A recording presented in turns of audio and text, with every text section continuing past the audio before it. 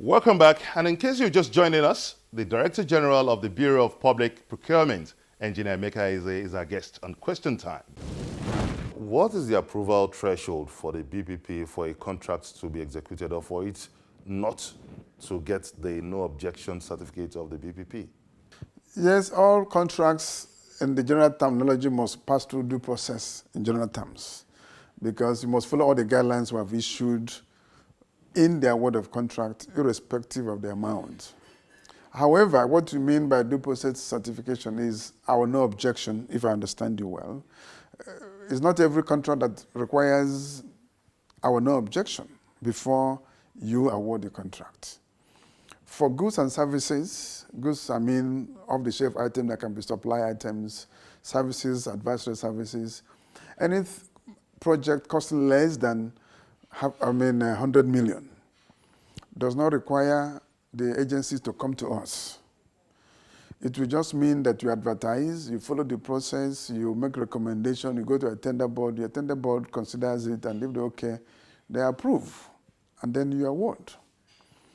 For works, if it is less than 250 million naira, if for a parastatal, the parastatal standards board that is made up of the chief executive and his heads of department, we consider that an award.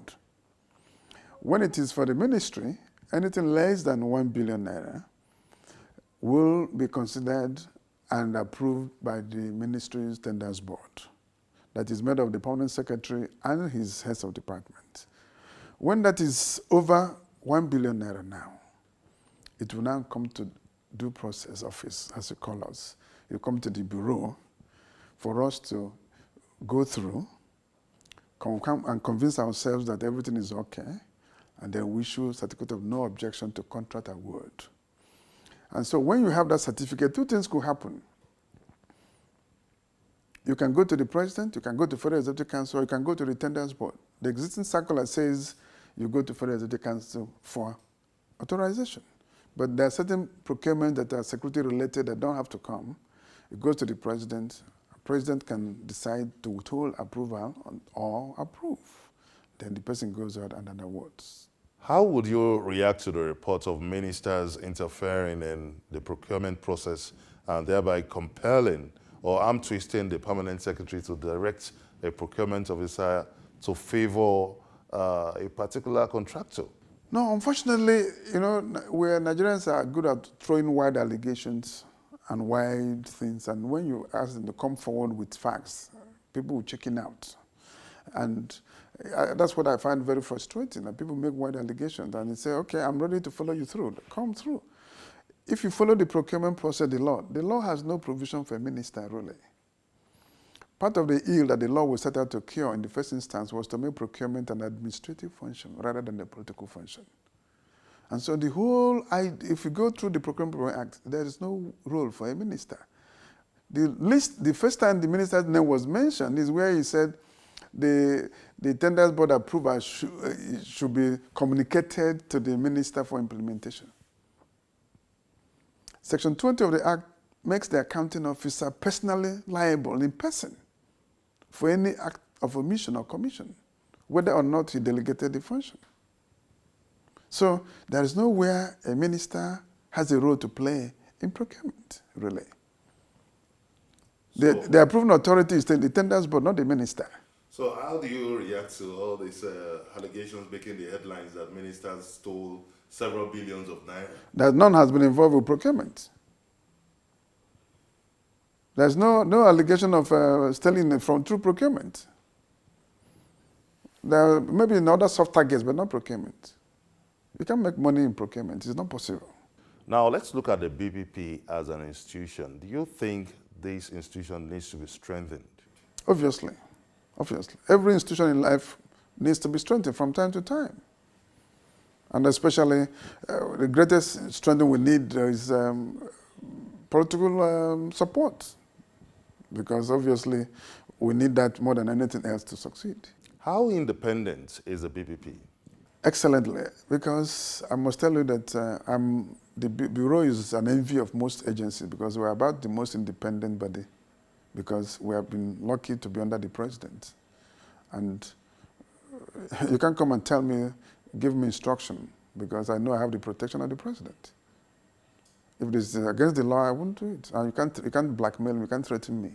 So what if a directive of a compromise comes from the presidency? No, many a time when such an issue comes up, we will, perhaps maybe the president has not been given the right information. And many a time when you confront the president with the right information, he will never overrule you. No president will overrule you when you have the right information that is legal. So who is reluctant in inaugurating the National Procurement Council? I said, this is not for this forum. It's not, I'm just the secretary to the council as the DG. Anytime they're ready, I'm ready. I have nothing to lose. But I thought that should be a cherry news to you as the man at the helm of affairs of the BPP. Oh, sure. And that could also want you to push for it. And you think I have not done the suggestions? What's Mr. President's response? Please don't ask me to go to area that shouldn't be within my jurisdiction. Now, what you're mentioning here is the role of the Attorney General in prosecuting the faulters of the Procurement Act. Now, some people have said that the role of the Attorney General sometimes could be an impediment waiting for his approval to get some prosecution done. So how do you react to this? The law is clear that ICPC or EFCC can prosecute. Where the law says they can cede that authority to state attorney generals, assuming the thing is done in state A or state B. But you must prosecute on behalf of federal government. Of course, you know the attorney general is the chief law officer of the federation. And in any case, it's expected that they must work hand in hand together in prosecuting all cases involving especially criminal cases. But they don't have to get his express approval before they can prosecute, because the law has given them power to prosecute. What if the Attorney General gives a contrary opinion? Well, I don't know.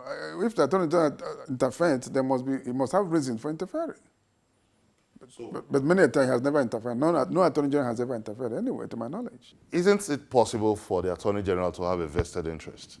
There has not been such a case. Is it impossible for the Attorney General to have a vested interest in a case? Why will an Attorney General stop prosecution? Why?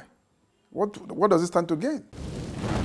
You can join in this conversation by sending us your comments on our various social media platforms showing on your screen. Coming up on Question Time, how does the BPP treat petitions? Find out from Engineer